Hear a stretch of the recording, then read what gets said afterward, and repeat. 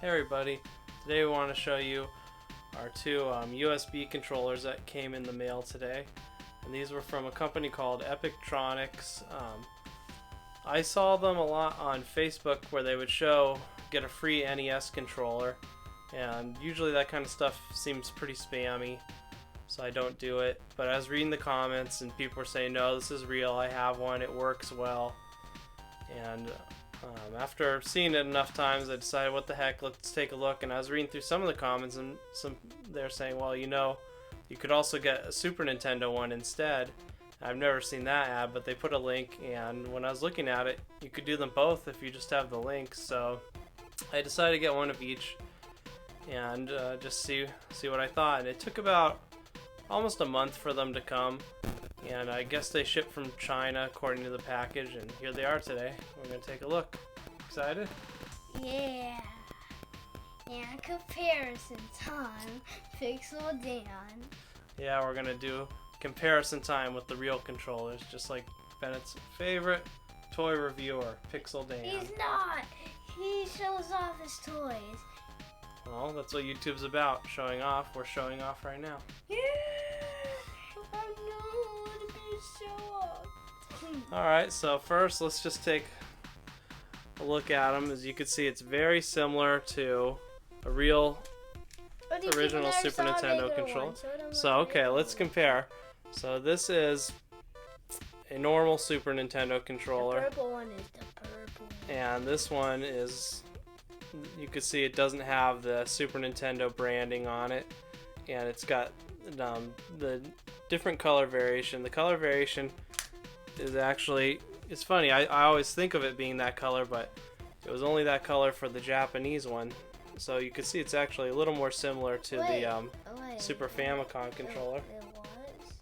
See, this is the Japanese controller, which works on a American one, so you can use this controller. The cord's a little shorter than the regular Super Nintendo controller. Speaking of, these cords, I haven't measured them, but they're pretty good distance. I'd say about 4 feet long. Now we'll take a look at the NES version. So you can see it's real similar to that classic. And then comparing them, it's brighter in color. Some of that may be due just to age on the NES, but I think it's also just a little more white. This is the regular one. Yes, and again, missing the branding, but very similar. Build quality wise, the fake new one, the USB one, is quite a bit lighter feeling than the... Let's test. What do you think? You gotta hold it so I can see. What? The regular one's way too heavy. And same thing, it feels a lot lighter than the originals, so maybe it's made from a cheaper plastic, pretty likely. But besides feeling a lot lighter, actually pressing the buttons, they feel pretty good. Yeah, we need to play with them.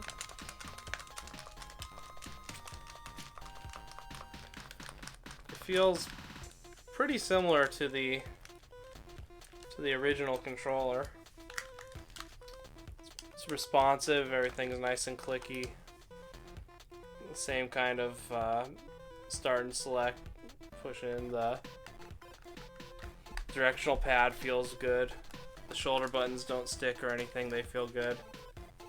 So button wise, it feels very similar, so you're dealing with something pretty close to the originals there.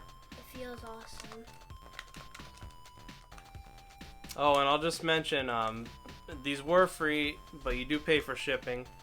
So I think they sell them for $20 each, so you don't have to pay that. Shipping for the two of them, and they give you a small discount if you buy more than one thing, so the shipping for the two of them ended up being $15, so free with an asterisk, I guess. Awesome deal. It was a pretty awesome deal. And same thing with the buttons on here, it feels pretty good.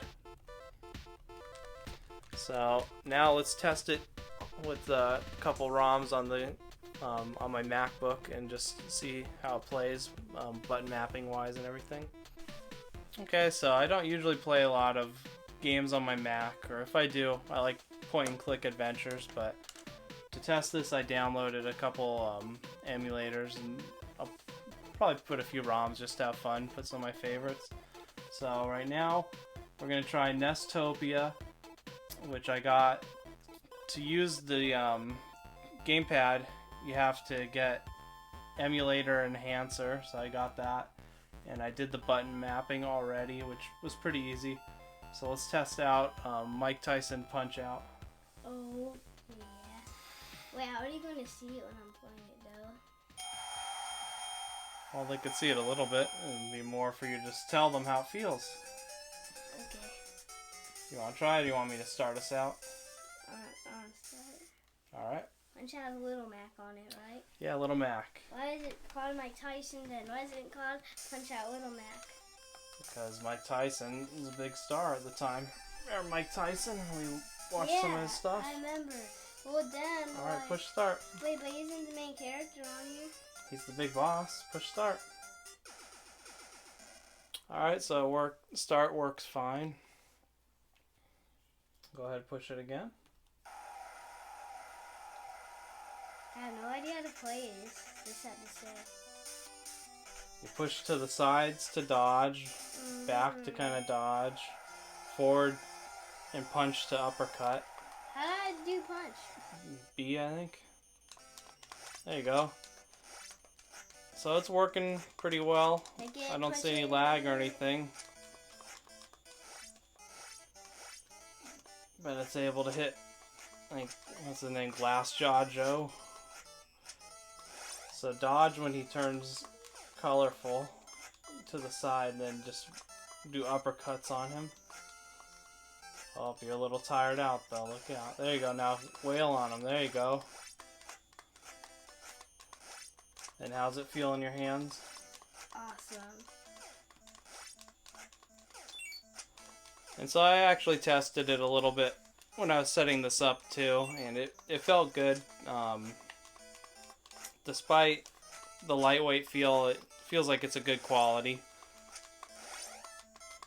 And I had no trouble timing wise taking down Glassjaw and Baron von what's his name? So oh, but now Little Mac's down. Mario's counting him out. Wait, Mario? Mario's the ref. So yeah, the NES one works well. Next we'll try the Super NES. So I turned it down a little, and I thought I'd just aim it your way so you could see how the button presses correspond to the screen real quick. And the only thing I did kind of notice is sometimes I inadvertently pull to the left to dodge a little when I'm pushing up. So I don't know if that's a stickiness with the D-pad, but that's the only thing I actually noticed with it. So he's about to come at me, dodge. I'm able to dodge without a problem, get some uppercuts in there. Oh. But I'm not very good at the game either. I haven't played it that much. Well, it's been a while. There we go, we got him down. Last one I was playing a lot was the Wii version, which wears you out because it has motion controls.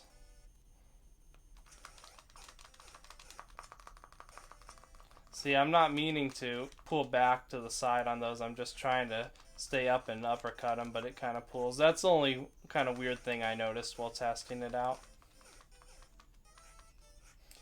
That may have to do with the emulation, or I'm not really sure.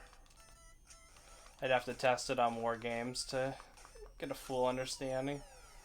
But as you can see, take them down pretty easily with it. And it seems to respond pretty one-to-one. So the Super Nintendo emulator I got was BNES, or BSNES, and I got Turtles in Time for us to test out on. So let's get that running.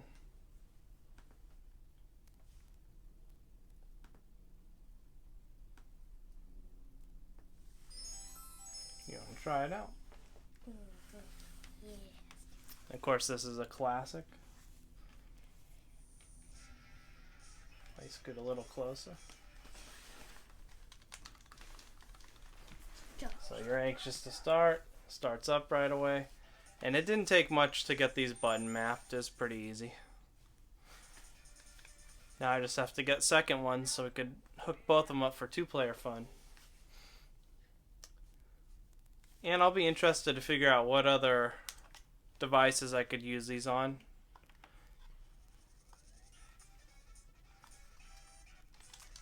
Get beat up. This looks like the game that we did the other video of, right? The arcade, the first one, yeah. Similar. Is it part 2? Kinda. You're just getting your butt kicked. There you go. Jump, hit. Yeah, There you go. Use some buttons. That's how I do it, okay. Yeah, so, again, works Get just beat as you would up. expect it to. And for the price of free, that's pretty good. How many officials should that be? 12 already? 12 already. This is one we gotta do a let's play on, do a playthrough. Yeah. We could do the Super Nintendo and the arcade version. Yeah. Do you have that Punch-Out game for the Nintendo? Of course, I got every game, silly. Yay. Yeah, so as you can see, it's working fine. I'm excited. One of the things that I want to get to soon is building a gaming computer, or at least purchasing a gaming computer, because of course MacBook is not the best for that, and it's just my general work computer, so that's the one I use for things. But I would like to build something just for emulating, and that'll be like a fun future project, and I'll have these controllers if I want them. I'd like to get a nice arcade layout too with the joystick and everything. Okay, so I'll just show you the buttons again. And you can see reaction on the screen. So, beating up foot soldiers like a boss.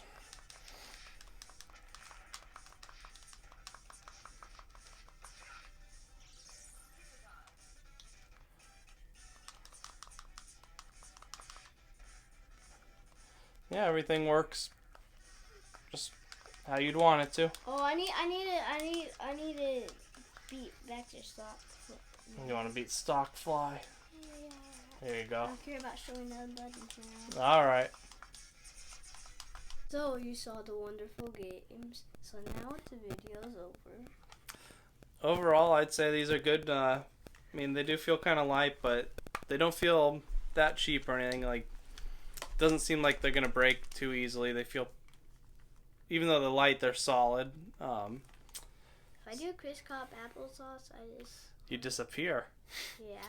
So, I mean, usually Okay, this isn't good. be careful when you see stuff like that, because sometimes it could be a scam. But this time, from Epictronics, it turned out to be a legitimate thing. That's pretty cool, and it looked like you can order as many of them for free as you want, as long as you just pay the shipping. So you could keep adding them up and just pay that shipping if you want it. And even with that shipping, I still think it's a good value. $15 for two pretty decent USB controllers.